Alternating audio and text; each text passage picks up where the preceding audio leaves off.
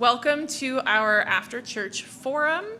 I'm Reverend Sarah Lewis, and today's forum, we are really happy to have guests here to talk about One Parish, One Prisoner. I'll introduce them in a moment. But as we do, we will light our chalice.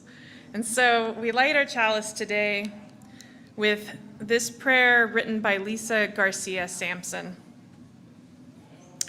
Spirit of life and love, Spirit that lives within us and between us and among us right now, within this beloved community and in our work for collective liberation, may we continue to weave the web of trust and care to keep us safe.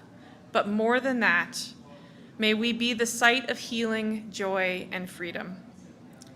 May we refuse to let our spirits be depleted and hardened by the forces of hate.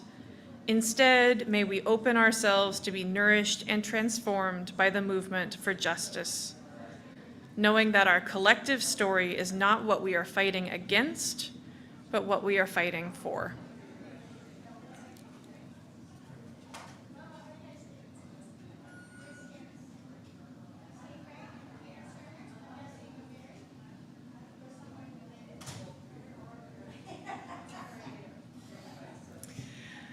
So thank you again for being here online and in person. This forum is being recorded and can be found later on YouTube and is also on Zoom. So our guests, I'm very happy to introduce today Dexter Kearney and Candace Bowman, who are here from One Parish, One Prisoner, and I'm going to turn it over now to them. Hi everyone, I'm Dexter Kearney. I use he and his pronouns. I'm coming to you from Longview, so just a little hour south. And I'm the parish mobilizer, which is just a fancy word. I work with congregations to talk about the work that we do. Hi, my name is Candace Bowman. I'm formerly incarcerated, recently released 15 months ago. I live here in Thurston County, and I was lucky enough that One Parish, One Prisoner offered me an internship. And so I work with them to just be me, I guess. And of course, talk to all you amazing people and be a part of my community in a much bigger way. So we're going to start with a video to sort of explain the program. Is that banner blocking it? You want me to slide it over? Okay. Yeah, I was like, wait a second. There we go. We're going to start with a little video here.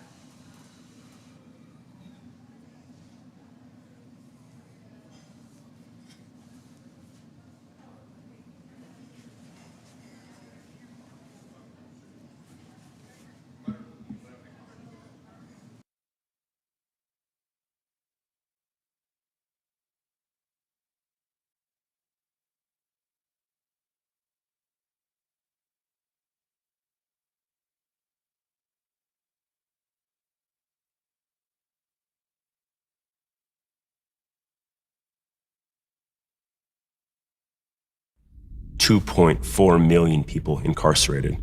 That's what I think of as the mass tombs of our culture.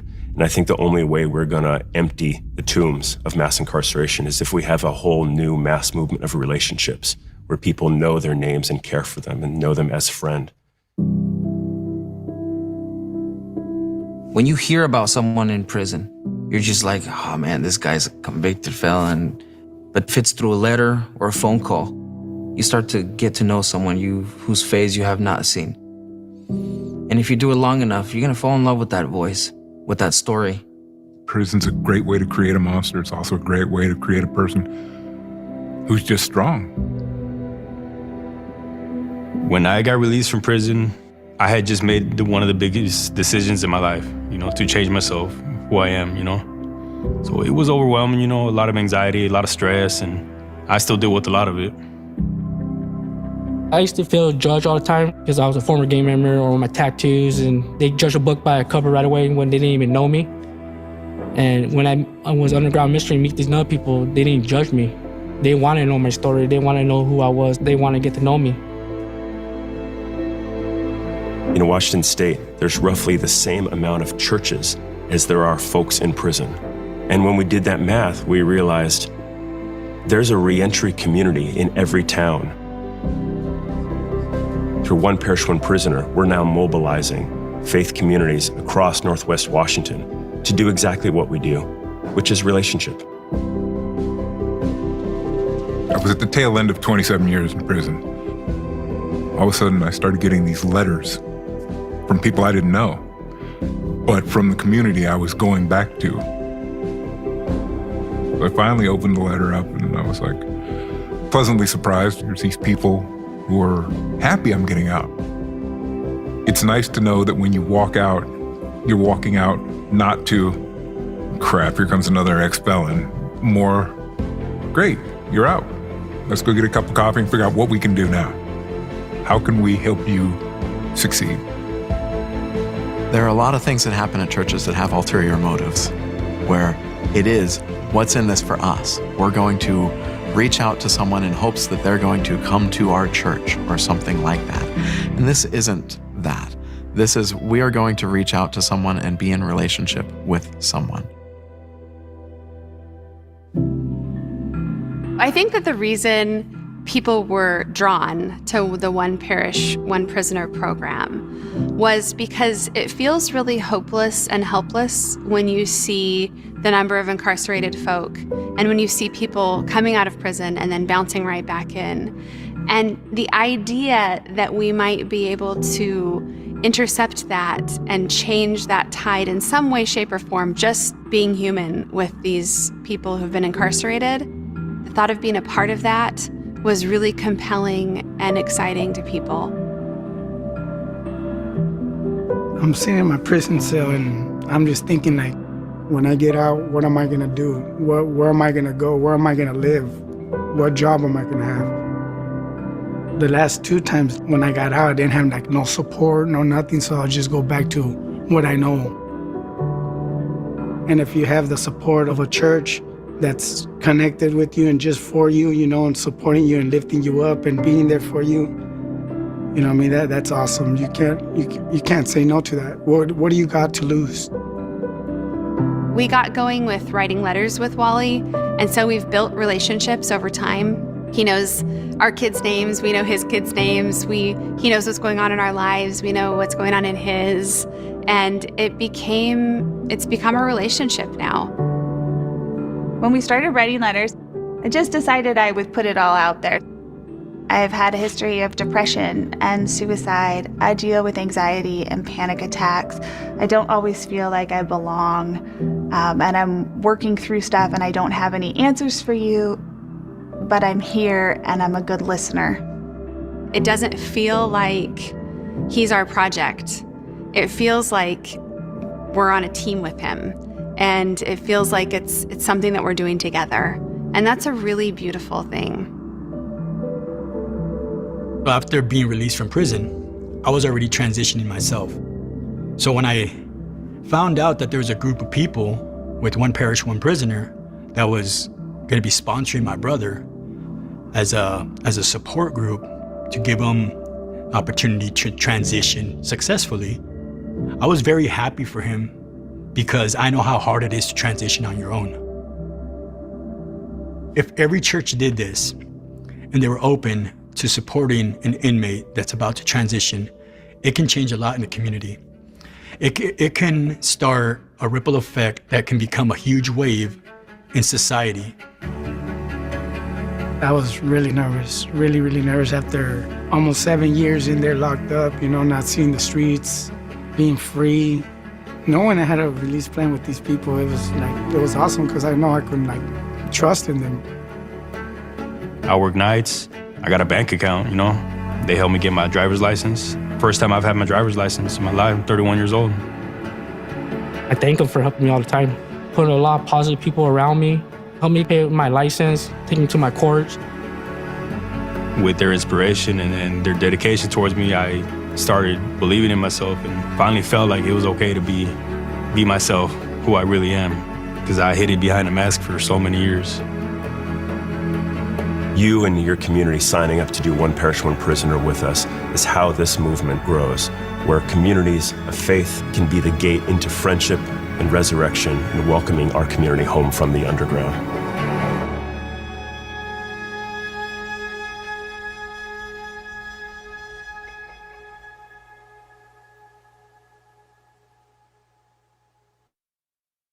one prisoner. Like they said in the video, roughly the same number of faith communities, churches, congregations in Washington state as there are prisoners in Washington state. And so what would it look like if each faith community walked alongside one person? I don't know, if you're like me, when you think about mass incarceration, the biggest jailing system in the history of the world in our country, that could be a little overwhelming. That's a lot to think about, to engage with. How do you change something that big? What would it look like if we just started with one person, one relationship that we're engaging with, walking alongside someone who's coming home from prison, who's saying, I want to try something different. What I've been doing hasn't been working for me, and I'm ready to do this in community. So at One Parish, One Prisoner, we open new relationships of embrace and trust between the incarcerated and the communities to which they return for our mutual transformation and resurrection. How many of you ever visited a prison or a jail? A good handful. How many of you have ever been locked up in prison? Yeah, awesome, great. So many times in congregations, sometimes those stories don't even get told. Sometimes we don't know that about one another, about our connections to incarceration. The whole point of mass incarceration is to remove social problems from our communities, from middle-class, wealthier communities, and to hide them off somewhere farther away. Where's the closest prison to here? Shelton, a little ways up there. Not the most populous community, a little farther away. The idea is to remove it from us. During the service today, we talked a lot about isolation and loneliness and how, in my mind, we sort of build prisons around ourselves. We build up walls of protection to keep us from the other, from the stranger, from someone different from us. And prisons, the literal prisons, are doing the same thing of disconnecting people from community, disconnecting people from the care, support, family, friends, faith, religion that might be able to be there for them and be with them as they come out. So what we do is we work with faith communities. We train up a team of 7 to 10 individuals, and we prepare them on a 2-year journey. The first year of that journey is while the person is still inside. You're building a relationship. It starts by writing letters. Just good old-fashioned pen to paper, a pencil to paper. You write a letter and you start going back and forth, getting to know them. That can turn into emails, phone calls, visits, depending on which prison they're in, if it's close enough. You're building a relationship. Year 2 of that journey, the person is being released into this community, and it's walking alongside them. It's grabbing a cup of coffee. It's going for a walk. It's giving them a ride to the DOL. The number one reason for recidivism in Washington state, does anyone know? I'm curious. Does anyone have any guesses of what it would be? What's that? A missed appointment. That's right on the right track. Transportation is right there, and same with parole. It's driving without a license. Driving without a license is the number one cause of recidivism in Washington state. Why does that happen? You get out, you don't have your driver's license, you've got some fines that have been accruing interest while you're sitting there in jail making 10 cents an hour, and now you have to pay off those fines in order to get a driver's license. But how do you make money? You have to go to your job if you can get a job, but how do you get there? Do you have to drive there? Well, but how do you drive there if you don't? Well, wait a second. Some of these systems get in the way of what we can do, and one of the simplest things that our teams often do is just help someone get a driver's license again. Walking alongside them, talking to them about what it looks like, maybe doing a driving test with them, doing the study materials together, can be a huge barrier that often gets in the way of folks returning home. So it's a 2-year journey for 7 to 10 folks, and we meet monthly. We have monthly training modules for the team to go through that talk through the big things about mass incarceration and the small things like how do you sign up for a Securus account, which is the digital messaging tool for how to contact folks on the inside. It's a 2-year journey with monthly modules. We're gathering as a team. It's about building community. It's about providing space for someone coming home from prison. You want to share about your experience? Yeah, sure. Yeah. Thanks, Dexter. I mean, he always explains that so well, doesn't he? I'm always, well, I just want to watch, and someday I'm going to be able to do that. So my name is Candace Bauman. I'm really excited to be here at this specific congregation today. I was released 15 months ago from Washington Correction Center for Women, and I went and talked to Mary. I came in and I said, hey, I want to talk to you because somebody told me I might be like a Unitarian Universalist, right? I sat down with her, and she was like, well, why'd they tell you that? And I was like, well, for the last 7 years while I was incarcerated, I went to every single church service that I could find. Because I wanted to find something. There was something that I was looking for, something that I was searching for spiritually and emotionally. Obviously, I was sober at that time.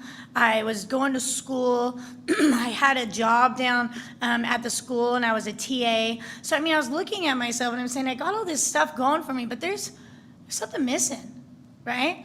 And so I kind of realized as I went through all these church services, I was like, well, I don't know which one I think is right or wrong. And to be honest, I don't think any of them are wrong, right? If you believe in that, you believe in it, and they all sounded really cool. And so when I came in and talked to Mary, she gave me a little bit more understanding. And so today, I'm just so excited to have started right there a couple weeks out of prison, and then now be sitting here in front of this congregation in this room with my coworker Dexter. So just like, if I seem really excited, that might be a little bit of why I kind of feel like I'm up on a cloud, Thank you. So about 8 months ago, I talked to Underground Ministries because I did the program, the One Parish, One Prisoner program, and I said, hey, can I work for you guys? Like, I want a job. And so I'm really lucky to, they call me a program specialist, but really I'm an intern, and I get to follow Dexter around, and I get to come talk to churches and tell people about my story. And my story is probably a lot like anybody else, and a lot like somebody that if you were to do this program would be a lot like the person that you're gonna, I like to call adopt, because that's what it felt like for me. And I was sitting in prison 2 years to my release date, and I still, again, I was having like, who am I? What do I believe in? And what am I gonna do when I get out? And we go through these reentry packets, and it's like, okay, where are you going? What treatment facility? Are you gonna get mental health? And where are you at on your recovery? What are your triggers? What is your safety plans? They just have these like lists, right? Well, on this list, it never said friends. Not once, right? So then I get this application for Underground Ministries, and it said, you're gonna have friends.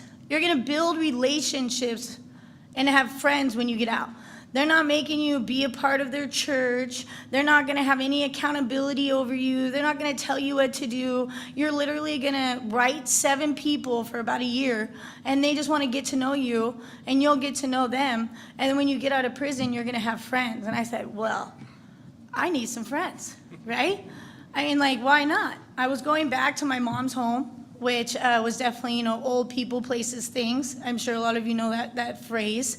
And I thought, I don't want to connect with those old people, places, things. So if I have a group of friends, right, then maybe I won't, relapse. Maybe I won't come back to prison. After a 7-year sentence, I was going to jump on any opportunity to make sure I wasn't going back.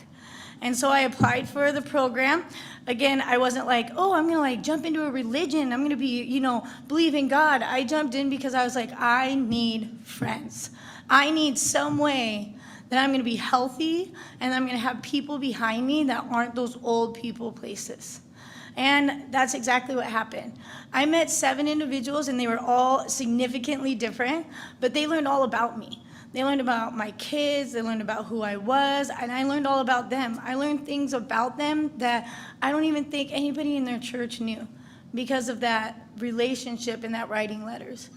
When I got out, May 2023, I was really excited to connect with my group, and we didn't connect at church. They were like, okay, now you're out, you're Presbyterian. No, they said, hey, let's go to dinner. I want to go to dinner, and they had like presents for me. They had like a laptop and like a purse and like just a whole bunch of cool stuff. And one of the ladies brought like this little makeup bag thing, and it had like the tweezers and the lip gloss and like everything. And I'm like, my God, I haven't had any of this ever for 7 years. You know, I was just so excited. But it was just a simple meal with 7 individuals I've never met in person that I knew so much about, and they knew so much about me. And we had that lunch. And then we ended up going to church that Sunday, and that was an awesome experience also. But that's part of this program. It was never a recommendation, or I never had to go to church. They were going to be my friends anyway. And so from that date, which was a year and 15 months ago, today I can proudly say that I've been sober now for 8 years. Thank you. Thank you. I finished my community custody, so DOC supervision, without a single blemish on my record, and I got a fancy certificate. Pretty excited about that. Thank you. Thank you. I also am getting my master's degree, my business in business administration and leadership. I only take 1 class a semester because one of my OPOP team members, I was like, hey, I think I could just get this done quickly. You know what I mean? I could just take 3 or 4 classes. She says, whoa. Why don't we just try 1 class, right? And then it ended up being managerial accounting I took this semester, and I was very, very happy about her support and letting me know that, you know, that advice, and, you know, sometimes we don't want to take advice, right? Sometimes we're like, we could do everything that we can. And Susan's like, okay, come over and let me make you dinner. And I was like, okay. So I drive over there and we sit down, and I was very strong-headed. I was like, I want to take more than 1 class. I want to get done with my master's. I want to show everybody I can get done with my master's. In the course of an hour, she convinced me to only take 1 class. And now, about a month into the class, I owe her coffee because it was the best decision I've ever made. And that's the power of having friends, right? Is that they understand who you are. And like, I might be a little stubborn and hard-headed sometimes, and I'm a go-getter, and I'm determined, and she knew that. And she knew that just telling me once that I was probably going to go ahead and do what I wanted to do. She knew that she had to get me over there, feed me, because feeding people does something, I'm sure of it, and sit there and have a conversation with me. And now I can see, right, that she was doing that for me, right, and she understood me. And I'm still succeeding. I'm doing well in the accounting class, so I just could not imagine even taking another class now. And then with working with OPOP, I have 2 boys, and I mean, she didn't do what like a sponsor would do and like write down all the responsibilities I had. She did it very kindly though, because she knows me and loves me, and so I was willing to listen, and because I knew her for so long. If you have a team, just like my team, it's those kinds of experiences that are going to change the recidivism rate. It's those kinds of experiences that are going to stop someone just like me getting overwhelmed with work, school, and family and saying, I'm out. Forget it. If I fail here, then I'm going to fail everything else. And failure for people that are formerly incarcerated is very devastating, right? Because just 1 failure, now I don't want to tell my OPOP team, I don't want to tell my mom, I don't want to tell my kids, I'm just a failure, and it just rolls out of control. And when we have people in a church and we have these members that have had full life experiences of doing this, full life experiences of being like, okay, maybe that's not a good idea, managing finances, managing their homes, managing their first-time job, those are all things that I didn't experience, and I lean on my OPOP team to support me through those things. I know sometimes it's a little scary when I talk to OPOP teams. They're like, well, we don't know what to expect. We don't know what to do. I'm just a person, just like any other friend that you would make.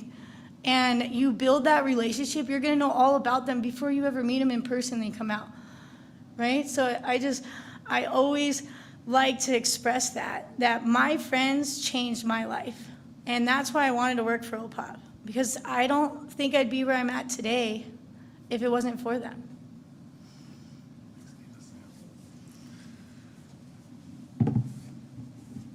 Yeah, what she said. We're not a top-down charity. We're not giving, just financial resources. We're not doing all of those things. Those things might get connected, but what we are about is relationship. We want people to get to know one another, to build trust, to build intimacy, to build connections. So we think that that is the building block that we need in our lives, that's often missed in a lot of the resources that are out there for folks. And we believe that it doesn't just change folks who are coming home from prison, it changes us too. I was pastoring a small Presbyterian church down in Longview for 7 years, and I'd get up and I'd preach and I'd say, we need to be about liberation, we need to be about justice, we need to be about da-da-da-da-da. Very good preacher, of course, I'm sure. But the people would nod and they'd agree with me and they'd think that's wonderful. And they'd just continue to be the same until we had the opportunity to be in relationship with someone, until we had an opportunity to practice what we believe, to practice what we say, to put the words that we so often say into practice. Where we started to really see some beautiful things happen. One person, after we started talking about doing OPOP is just one parish, one prisoner, but less of a mouthful. One person came up to us and came up to me and my spouse, who was also a pastor, and said, "I've never told anyone this, but my son is in prison." We'd known them for 5 years at that point, and it had never come up. And we had a pretty good relationship. We were there for their kid when it was adopted, like a lot of beautiful moments, but there was still that shame, that stigma, that fear that if I share this, will they think differently than me? And we believe that when we get closer to folks in prison, when we get closer to folks on the margin, to oppressed communities, that the stuff we hide behind, that sometimes they can't hide, because their conviction record is Googleable. The stuff that we hide, some of those walls start to crumble. Some of our shame starts to dissipate. Some of our vulnerability starts to open up. And that's where true relationship begins, as equals coming together, which is why we use the word mutual transformation. Because it's not one-sided, it's not top-down, it's not charity mindset. This is about radical solidarity with someone who's different than us, and just being in relationship with them. Say anything more? I can't think anything else to say, but one little thing, my old pop team, right? Sometimes when I go to churches, they come with me because they just want to be involved. And so I didn't know them before they met me, right? But I wouldn't venture to say that they would go talk to churches about supporting people who were formerly incarcerated before that. Right? It's really cool that they're a part of that, and I think that it's anybody who wants to do OPOP is gonna find so much, healing and personal growth on their own, and they're gonna learn about something. If anyone's like a lifelong learner, we're gonna teach you a lot, because those modules, they teach you a lot. It's very structured. They talk about everything you could ever want to know. And ultimately, I think we would like to know if you guys have any questions that we could answer really quick, or any thoughts that we could talk on, because we have a microphone to pass around so that folks on Zoom can hear you. So please talk into the microphone so that everyone is able to participate. But we'd love to just hear if there's any questions, if something we said didn't make sense, if we used a phrase that was maybe insider language that we should work on, or what this would look like for your congregation. I'm interested in your relationship with the local prisons, and you've been doing this for 7 years, you said. How long have you been?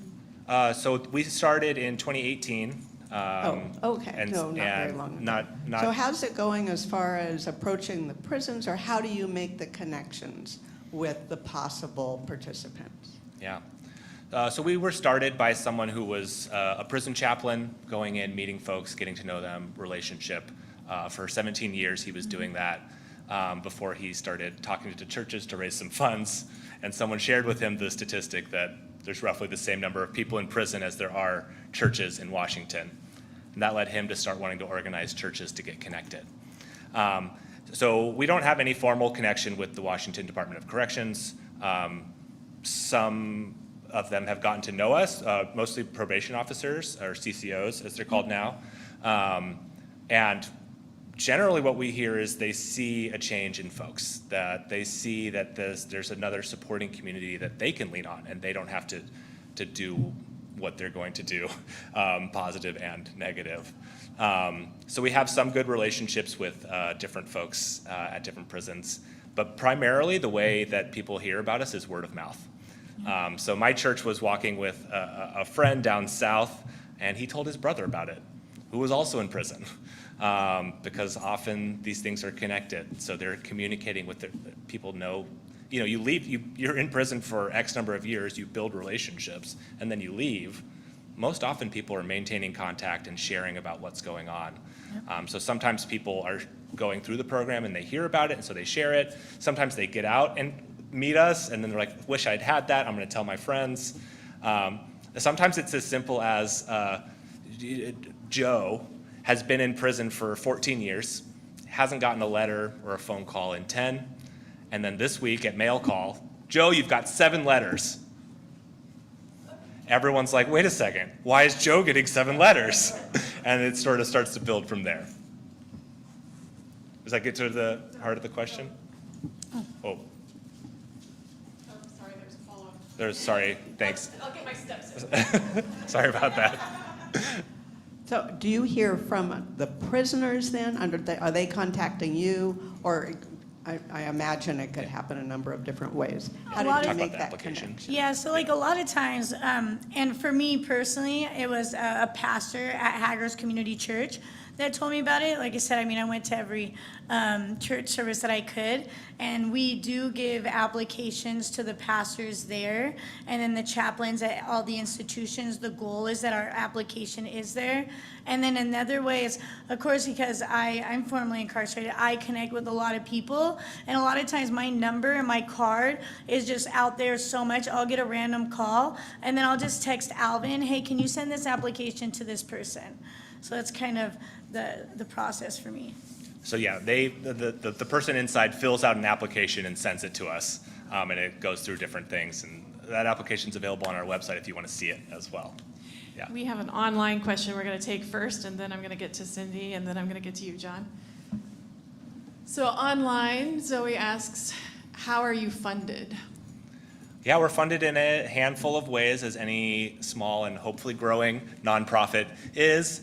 We've got regular donors, we've got regular church donors and supporters, we've got some denominational supports, and then other than that, we receive a number of grants from different organizations, large and small.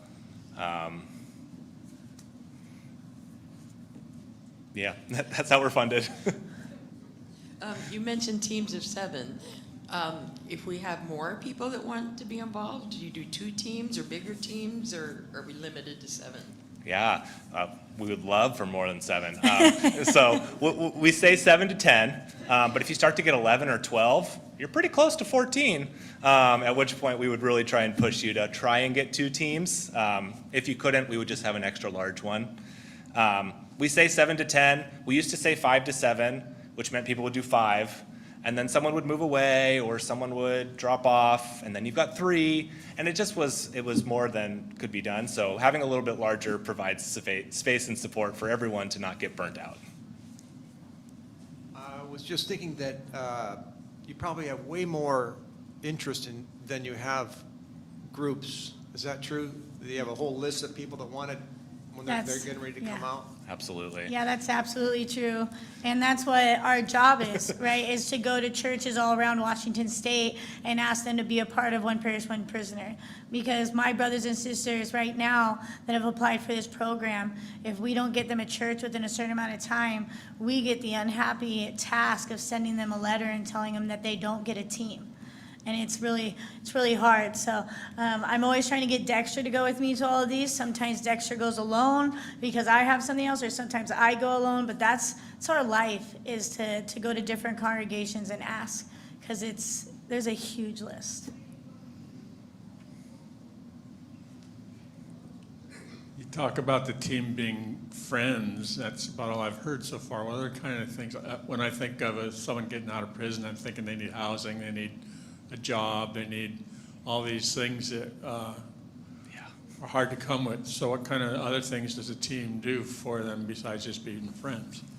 Well, I think the first thing is a lot of when you start to learn about reentry and start to learn about what happens when someone gets out, you'll understand a little bit better. But so like Department of Corrections, it gives housing, they're called housing vouchers, and they're technically not allowed to leave prison unless you get housing. And in most counties, there's gonna be DOC housing, and then they get a 6-month voucher to pay for that housing. So that's the first thing that's really taken care of. Then we talk about employment. Employment, if we have an OPOP team working with somebody, we suggest that they not get employment for the first, is it 6 months? Just the first month, just so that they can decompress. And then that's something that team members might help, small jobs, helping them find somewhere that, you know, a friend that works at a company that's willing to take a chance on them. Then you have like food, phone, clothes, all those types of things. In most counties, there's resources already there. Re-entry right now in the world, that's what, in Washington State, that's the goal. They provide phones, they provide clothes, they might provide case management, but the thing that they don't provide are friends. The one thing they don't provide is somebody on the outs that's able to help them connect to those resources. Yeah, so from the onset, we tell churches and we tell people on the inside as they apply, this is primarily about relationship, not about resources. And there are a number of resources that can be helpful to, that churches can help overcome barriers as people are facing it. And that looks different for each community. It's sort of what can that community provide? Does someone know someone who's got a room to rent? Does someone know someone whose business is hiring? But more often than not, it's, you know, sitting down with someone as they fill out insurance paperwork. And what does this mean? And I don't understand this. And like, let's come together and work on it, you know, so that you're not alone as you're going through a potentially stressful and arduous process. It's driving to the DOL to help get a driver's license. And so we make it very clear that this is not about, we don't want this to be a financial relationship. This is not a financial transaction. This is relationship is at the heart of it. And so we say that from the very beginning, and we say it often. And then a little later on, as it starts to get close to the person's release date, we do encourage a congregation to do a fundraiser to raise some money to help pay for some of those initial barriers, to remove them. But we also are not wanting you to be professional psychiatrists, professional social workers, maybe some of you are that, which is great, but our goal isn't to train you to do that, and we couldn't train you to do that in 2 years. That's not possible. But what we are is we're trying to take the abilities that we already have of deep relationship, of caring for one another. I think so often of congregations, you know, someone gets sick, so we put the rocks in and we're praying and trying to think well of them. We are driving them to the hospital. We are setting up a meal train to support them and care for them. We're checking in on them through text or a phone call, or someone's going to their house to bring groceries. Very similar thing to someone who's coming out of prison. You know, who's going to text them and call them and say, hey, how are you doing? I haven't heard from you this week. I know this might be a rough week. Hey, you know, do you need, you know, X, Y, or Z? Let's go get some lunch and talk about how we can get that. Yeah. I mean, I know a couple examples with my OPOP team was I didn't have a car, and so one of each of my OPOP members like set up a schedule on where they were going to drive me and who was going to do it, so it wasn't overwhelming. And so like Nancy used to drive me to check in with DOC every week. So every week she would come over to my house and pick me up at 6 o'clock in the morning because she always wanted to get coffee. And then we'd go over and sit down, and she would wait in the waiting room, and then I would come out, and then she would drive me home every week. And then we have these different roles you'll see that are assigned if you become a part of the OPOP team. And Terry was my DOL, you know, license. And so she would came and pick me up and brought me to the DOL the first time. And then she brought me the second time. And then she brought me the third time when we finally got somewhere. Then she brought me to the driving school to get my rent test done. And then she drove me to get my driving test done. And then the next day, I want to say it was actually the next week because we ran out of time, she drove me back to the DOL to get the license, you know, paid and everything, and got me my license. So, you know, it's like each team member like took on a different role to drive me places until we got everything figured out. I was able to drive myself. Mind you, Nancy still drove me to Department of Corrections for quite some time after I got my license and a car, just because the anxiety for me to go there, I just loved having her with me. And so that gives you a little bit more insight too. So it'll look different for each team and what they bring. We had a person on my team who was an older, who didn't have a driver's license and was bummed that she couldn't do the driving, but she had a phone, and so she could call, check in, say these people have appointments, these people don't. If you want to do this, you have to go through X, Y, Z steps, and just sort of use that labor of love to sort of support. So there's lots of different ways that it'll come together, and the idea is you'll work together as a team, church and incarcerated friend, coming together. Here's some of the support that's needed. Let's talk through how we can do this together. Yeah. Thanks for all the great questions. We love it. I love the sounds of all of this. Did I hear correctly that this is a 2-year project?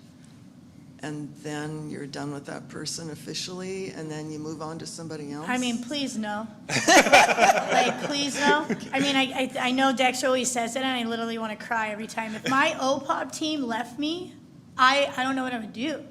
I mean, I'm past my 2-year mark, and they're still on my Facebook. They love me. They helped me out with this like garnishment thing the other day. I was totally lost, and then I did not know how to vote on the elections, and I was like totally just gonna say women and that are Democrats, okay? And I thought I gotta be doing something right, you know? And so I reached out to one of my OPOP teams and members, and she sat down with me, and we went through the fancy little book that said everything about everybody. I mean, please no. But I mean, ultimately, if I've had a couple of teams that I've supported that, you know, an individual got really overwhelmed, or, you know, they had a health concern or whatever it is, and they needed to walk away from everything, right? And so they had to walk away from that, from the OPOP team. So, I mean, technically it is a 2-year program, but we're trying to build lifelong relationships here, right? Because that's the goal. Friends don't just walk away from friends, right? And even if it's, what was that special quote? You know you have a true friendship is if you don't talk to them for a month, right? And then the moment you talk to them, you're like right back where you were at, right? Because that's how, like, what I've learned is friendships kind of, like, they become different types of friends, right? It's like some you talk to every day, some you talk to once a month. And that might be the case, but you're still, please, still be their friend, you know? I like to think of it as we're 2 years of training wheels. There we go. And then we sort of push you and hope that you have learned the balance and you learn to steer and you learn to brake. So we've got 2 years worth of programming, of modules. Some teams, I know there's one team in Vancouver down south that is in like year 4. Their person got released from Washington DOC, but immediately got picked up by Oregon DOC, and it's sort of this, they like had this transfer. Everyone was shocked and surprised. They didn't realize it was happening. So they're still going, they're going back through some of the modules, and like, so the content's there and available for you. We're here and available for you if the bike falls, so to speak, at any point with the training wheels on or off. We just sort of have the 2-year structure, and we want to make sure people sort of covenant to that 2-year, and as best you can. Things do come up, but we want that to be a commitment, like a real honest commitment to be there for 2 years. And our hope then is you've built a relationship, and it will then continue past our guidance and structure. Yeah.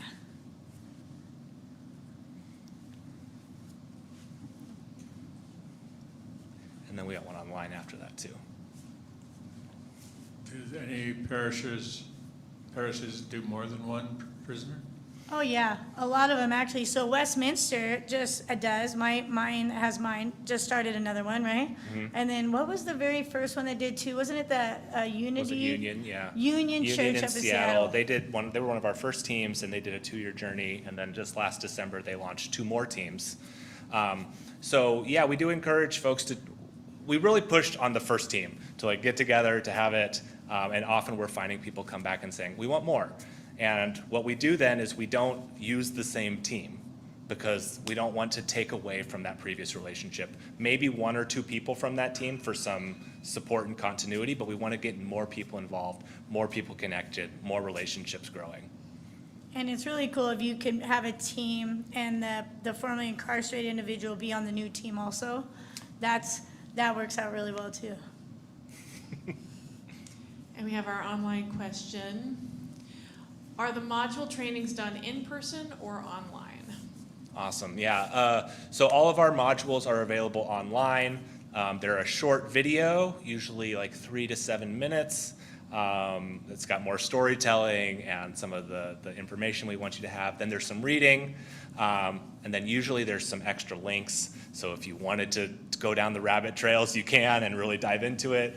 Usually they're about 30 to 45 minutes worth of material. The idea is you do the studying on your own time, and then you come together as a team and you talk about it. While that's happening, you've sent a PDF of the module to the person inside. They're reading it. And so then you can write letters back and forth about what you're both learning. And so you're learning from each other in that journey too.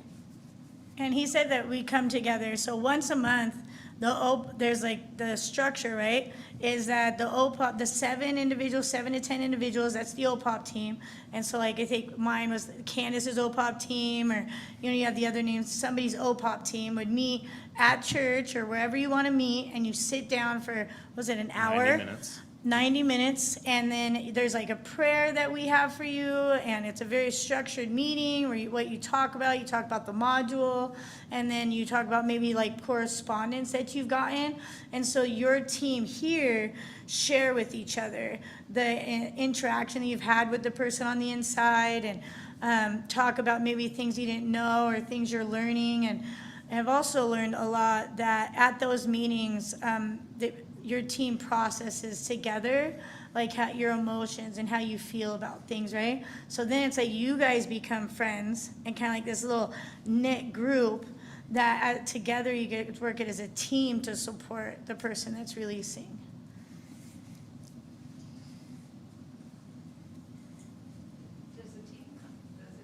Can you hear me?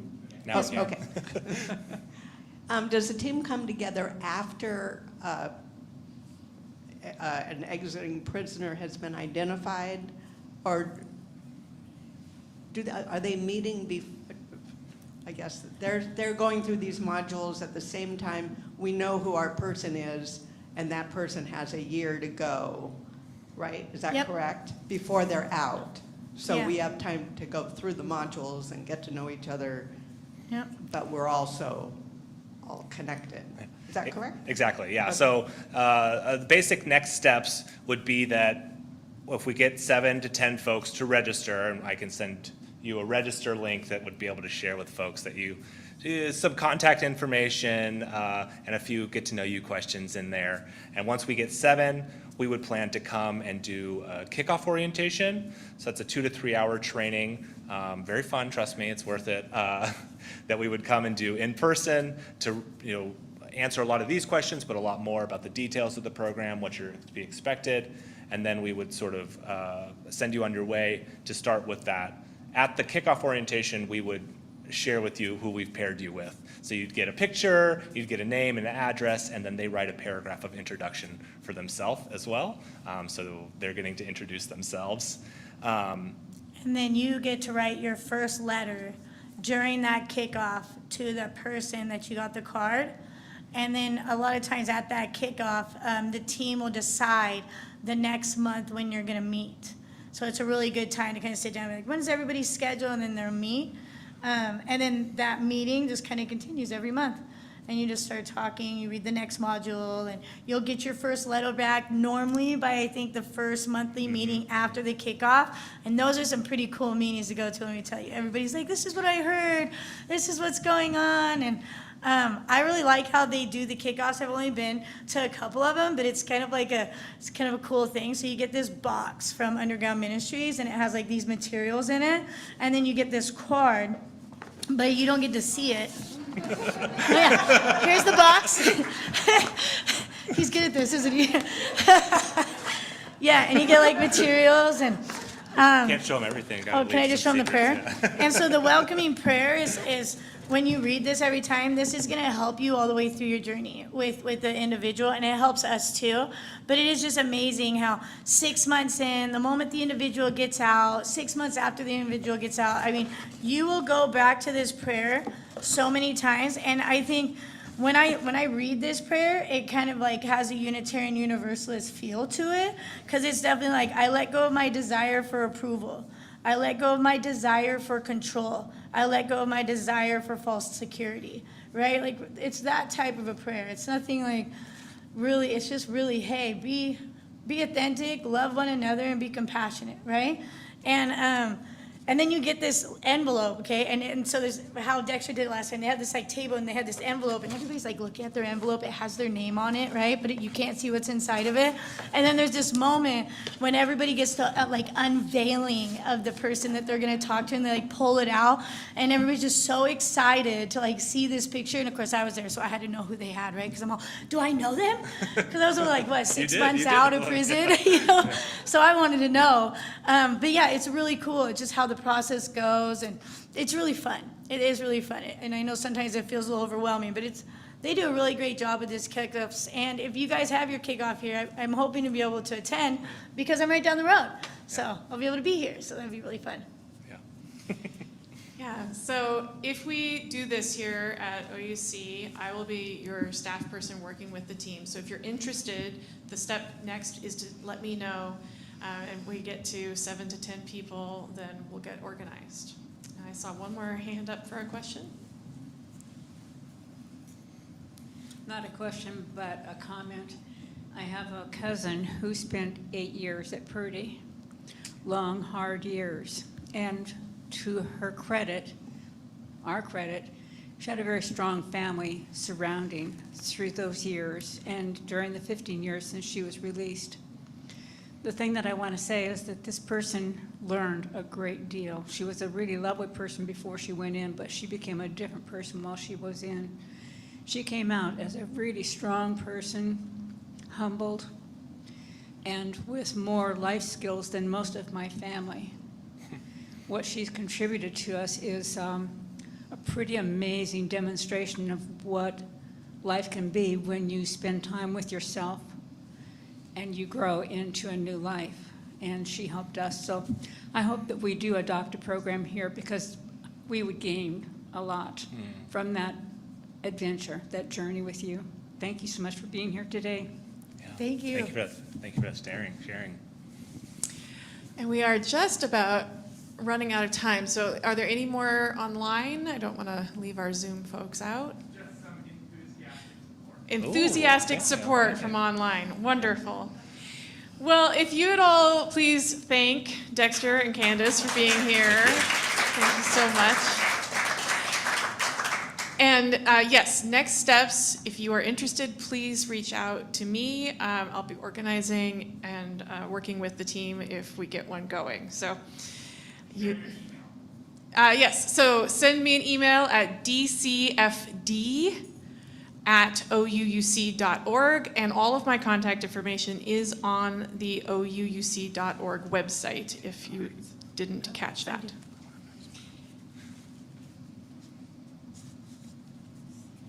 So we're going to extinguish our chalice with, again, the prayer from Lisa Garcia Sampson.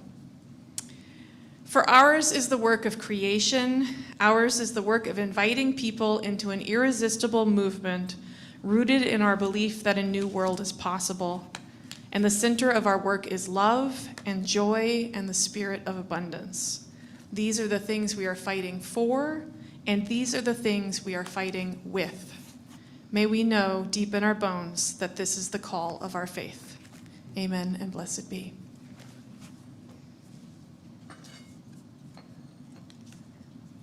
Thank you all. Thank you for having us.